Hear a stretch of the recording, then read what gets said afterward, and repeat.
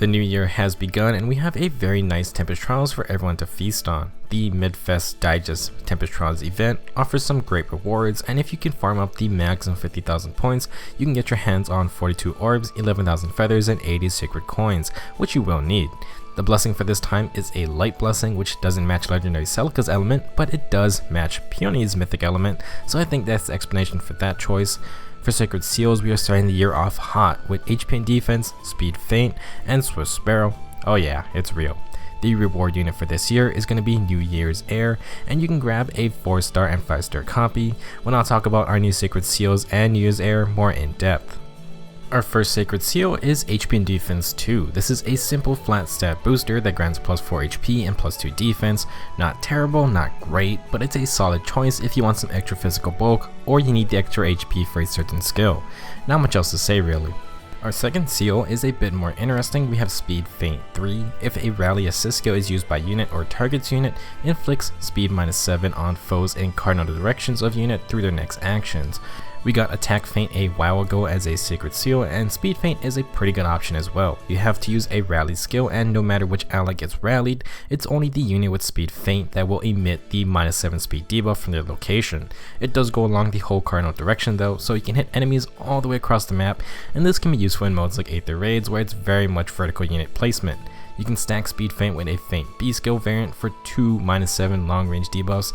You can also stack it with the Ruse B skills, which I think are much more useful and easier to use. The good thing about Spd Feint and Attack Feint being seals is that you can at least try them out now. They were only really on limited time units mostly, so most players probably never really got to use them.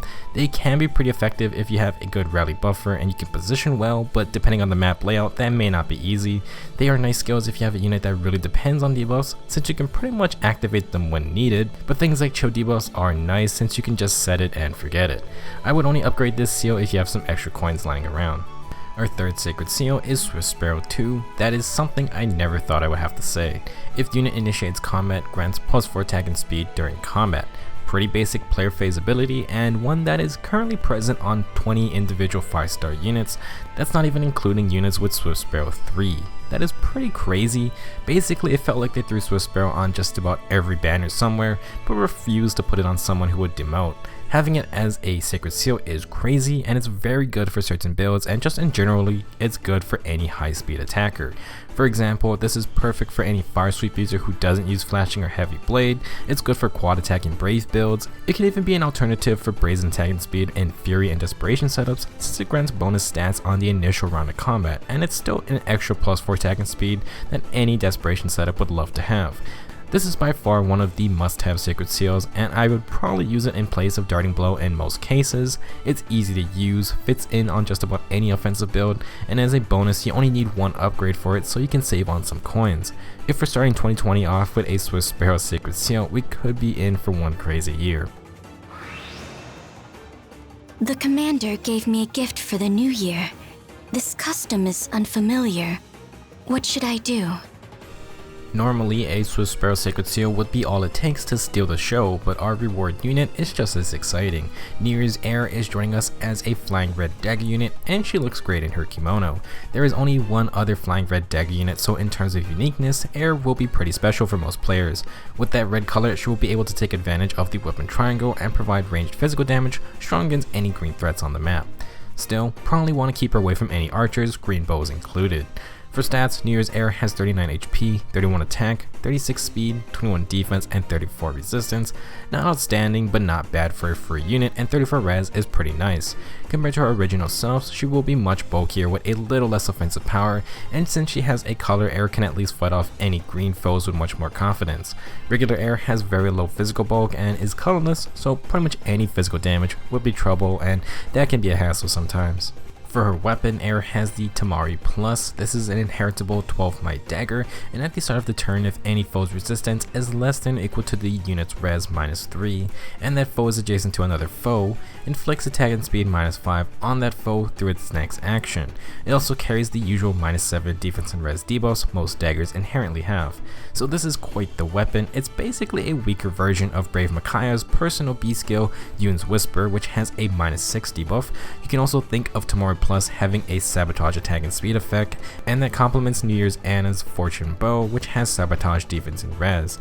I think this is a really good inheritable weapon. It's amazing for support purposes, and minus 5 attack and speed is nothing to laugh about. With her base 34 res, New Year's Eir can affect anyone with less than 31 resistance as long as they are next to another ally. Fantastic weapon, and Eir is a decent user of it. For the rest of her base kit, Eir comes with Shove, nothing special there. She has Brazen Attack and Res as her ace skill, which grants plus 7 attack and res when below 80% HP. Eir will have to take a hit, but the extra attack and res will be great, especially if you need to fight off mages. Her C skill is Speed Tactic, which grants a very nice plus 6 speed and defense buff to allies within 2 spaces, as long as there are no more than 2 of their movement type on the team. Tactic buffs are great since they have a wide range, and all you need to do is meet their team building requirements, which can be done before battle.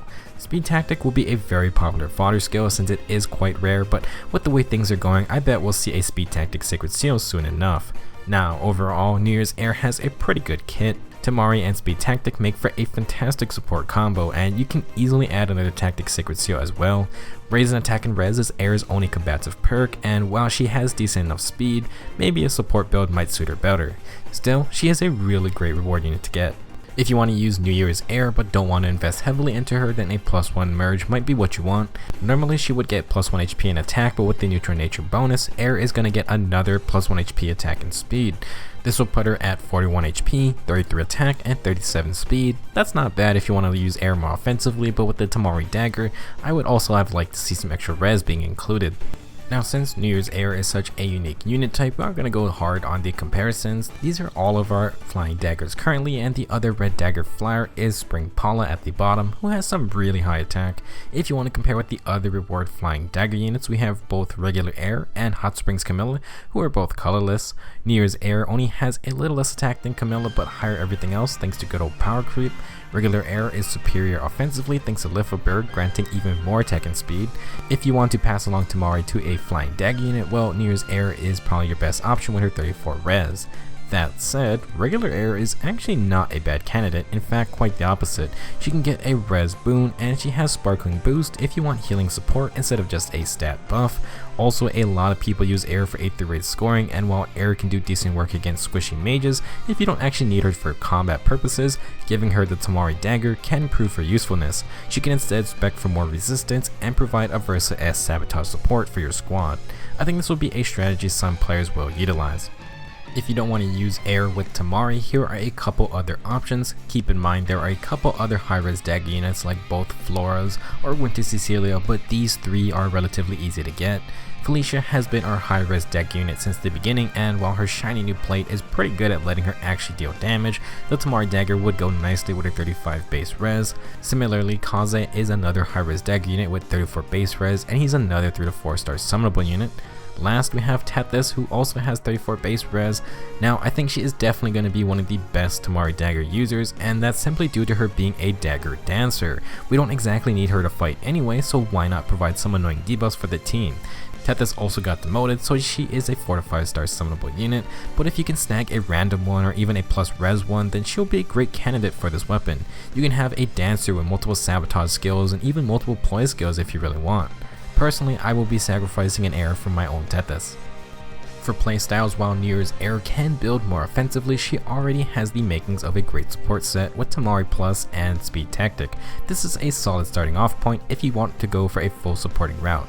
If you just want something simple for her B skill to give Eir some combative power, you could try Green Tonebreaker or even Axe Breaker. She can take a solid hit and then fall into Brazen range if you want to stick with Brazen Attack and Res. Personally, I would swap that out for Fury 3 because we can get Eir some extra resistance, and if you res we find the Tamari dagger, which should always be the case, then that's a total of plus 6 additional resistance. That can get a non-merged New Year's Eir up to 40 res, and that should be able to cover a good chunk of units, at least the ones who you really want to inflict attack and speed debuffs on. Now for support builds, we have a ton of options on hand, and I've only let out a couple here. To go along with Speed Tactic, we can always double up with another Tactic Sacred Seal. Attack Tactic would be wonderful. If you want to use Shove or Reposition, a Link B skill might be something you look into, and you can grab Attack and Defense Link from a 4-star Mordecai if you have extras. This would also pair nicely with something like Chill Defense, and Chills can go in either slot. Not shown on screen, but other good support skills include Sabotage or Ploy debuffs. If you want to go the buffing route, then Rallies, Drives, Spurs, or even the new Distant Guard seal from the last Tempest Trials could be great options. Since she is a flyer, Eir can also make use of things like Guidance or Aerobatics to move around the map better. Switching gears, if you do want to go for a more offensive build, then a Barb Shuriken plus Iceberg combo might be nice to have. That can pair nicely with the standard Fury and Desperation setup, or if you want to have some fun, you can now stack Swift Sparrow skills to your heart's content. Since this Eir has some okay physical bulk, maybe Sturdy Impact could be a choice as well. Could work nicely if you really want to take advantage of the dagger weapons innate debuffs, or just help Eir survive distant counter melee units. Anyway, Years Eir isn't going to be the most destructive flying dagger unit out there, so I would recommend a more support oriented build. Since Speed Tactic is so coveted, I would definitely try to make use of it in any build you go with. Overall, this is a fantastic Tempest Trials. For Sacred Seals, I think everyone is really only eyeing Swift Sparrow. It's just incredibly nice to have and will be useful on so many units. Maybe we'll talk about specific builds with the Swift Sparrow seal if that sounds interesting. Other than that, Spd Feint is an interesting skill, but only if you have a rally buffer. It could be annoying on a defense team that spams rally buffs. As a reward unit, Years Eir is pretty great. A red flying dagger unit is very unique, and she has some amazing skills on hand. The Tamari dagger is going to be so useful if you give it to units like Tethys or regular Eir, who already have good support capabilities. As for Speed Tactic, it's not an easy tactic skill to get, and plus 6 speed is very useful, especially with all the high speed monsters coming out these days. Eir can be a decent support unit herself, but she will require a little bit of work depending on what you want from her, more debuffs or more ally buffs. She also has incredibly good fodder, but I would probably keep at least one copy on hand just to have both Tamari and Speed Tactic both on one unit. That's about it for this Tempest Trials event. Hopefully everyone had a good New Year's, and at least in Fae, we are starting off the new decade with some spice. Let me know your thoughts on this Tempest Trials in the comments, and I'll see you guys in the next video.